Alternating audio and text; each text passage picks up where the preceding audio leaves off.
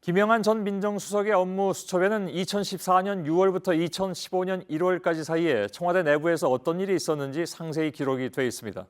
이가혁 기자와 함께 조금 더 들여다보도록 하겠습니다.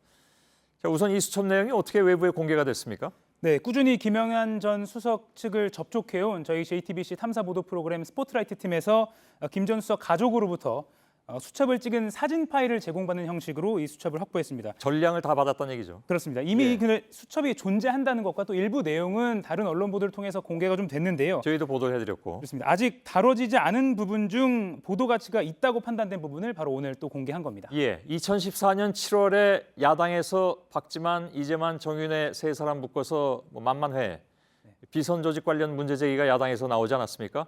박 대통령이 진상 파악을 강하게 지시하는 부분이 앞서 최기준 기자 리포트에서 나왔습니다. 그런데 이번 국정개입 사건 검찰 조사를 보면 이 시기가 바로 박 대통령이 최순실 씨한테 청와대 내부 문건을 계속해서 다 넘겨주던 그런 시기잖아요. 그렇습니다.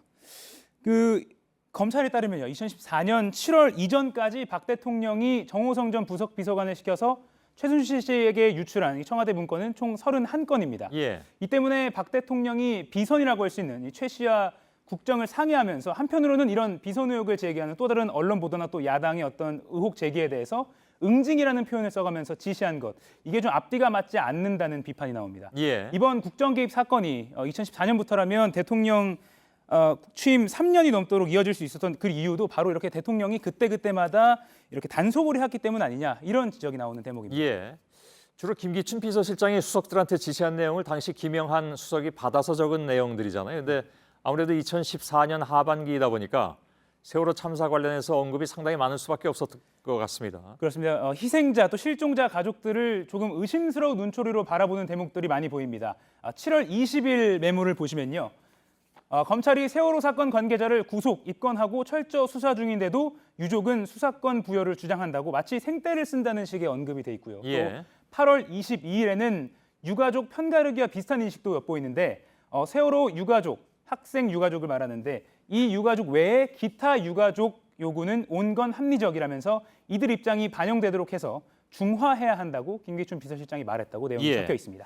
또 눈에 띄는 것이 포털 사이트 댓글이라든가 카카오톡 여론에 대해서 내용을 언급한 그런 대목도 있죠. 그렇습니다. 2014년 6월 28일 내용을 보시겠는데요. 당시 전교조는 조퇴투쟁을 했습니다. 이에 대해서 네이버 댓글 비난이 대세라고 김기춘 실장이 언급했다는 부분이 있는데 당시 법원이 전교조를 법의 노조로 판단을 했고요. 이에 따른 당국의 후속 조치가 계속 이어지면서 전교조 소속 교사들이 이를 철회하라면서 오전 수업만 마치는 식의 조퇴투쟁을 했습니다. 이에 대해서 포털 사이트의 댓글까지도 챙겨본 것으로 보입니다. 또 8월 31일에는요. 카톡 등 건전한 의견 유포 증가 추세, 좌파들 위기의식 활용토록이라고 언급한 대목이 있습니다. 당시 세월호 참사 관련 유언비어가 카카오톡 등 SNS를 통해서 급속도로 퍼지면서 야당에선 새누리당이 악성 루머를 뿌리는 것 아니냐, 지난 대선 때 움직인 여권 심리전 조직이 또 등장한 것 아니냐, 이런 의혹을 제기했고요. 또 여당은 이에 맞받아서 우리 당과는 무관한데 야당이 오히려 허위 사실을 유포하고 있다, 이런 갈등이 빚어졌던 시점입니다. 이를 언급한 겁니다.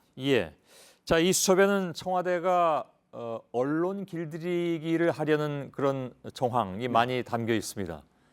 그중에 사실 주된 타겟은 JTBC였던 것으로 나오기도 한다는데 그 내용은 2부에서 다시 좀 듣도록 하겠습니다.